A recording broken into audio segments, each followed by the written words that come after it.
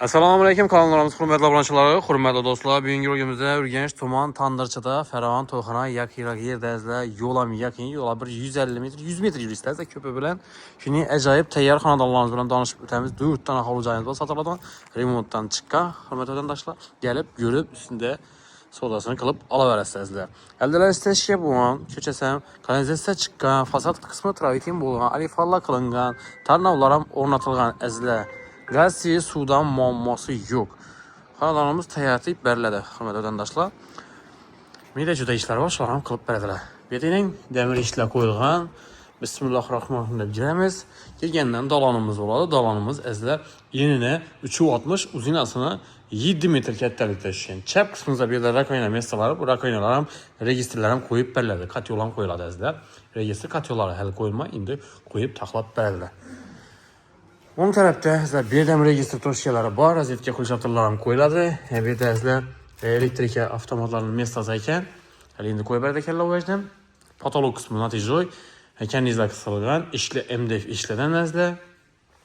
Remontdan chiqib turibdi. Aboylari mo'shi aboylardan ajoyib, sifatli, arzon narxini videoni davomida aytib o'tamiz sizlar. Oxir-oxirida videolarimizni to'liq ko'rib borsangiz so'raymiz sizlar.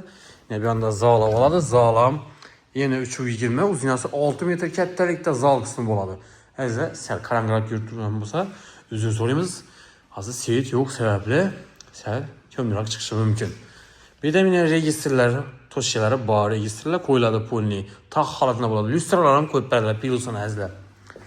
Ishlarim meni ajoyib bundan qo'yganlar. Aboylari super mo'yshi aboylardan. Bu tarafda spalniylar bo'ladi ekan. Spalniylar ham yine 320, bundan bir hurmatli vatandoshlar 360lar bor. Aynalari plastik ramondan ko'cha tarafga qaragan ekanizlar. Bu tarafda sanuziyalar hammacha qo'yib beriladi hurmatli vatandoshlar. Kafel qilingan aynan. Yurtgan oyoq tilar ham kafel. Oyoq tilar bir taraflari laminat pol. Hurmatli vatandoshlar, sanuziyalar tubli pol bo'lgan. Bir de tubli pol shlankalar turibdi. Böyle katyollar o'rnatib berilgan, fartuqlar qilingan, Ariston toshkasi bu yerda ekan, moyka uchun, kir mashina uchun toshkalar ham tashlangan.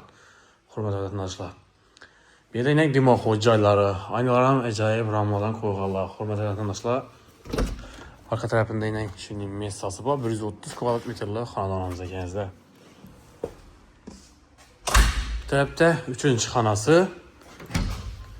Yana spalniyasi bo'ladi, belki xona bilan bir xil razmerda belki spalniya bilan ikkisi bir xil ekan. Aboy qilingan, yana mo'yshi aboylardan sizlar patolog qismi natijoy bo'lgan.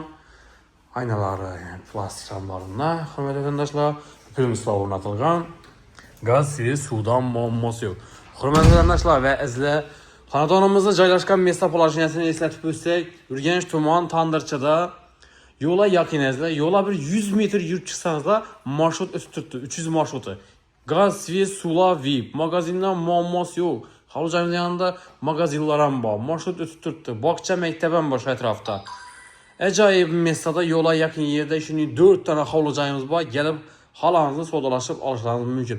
Narxi 420 million so'm aytilib turibdi. Kelib ustida savdolasharsiz. Sizlar kanallarımıza abone bo'lmoqchi, abone bo'lib, videolarimizni like bosib qo'yishdan chiqmasa, hammaga sog'lik, salomatlik tilamiz. Keyingi videoda görüşguncha xayrlab qolamiz.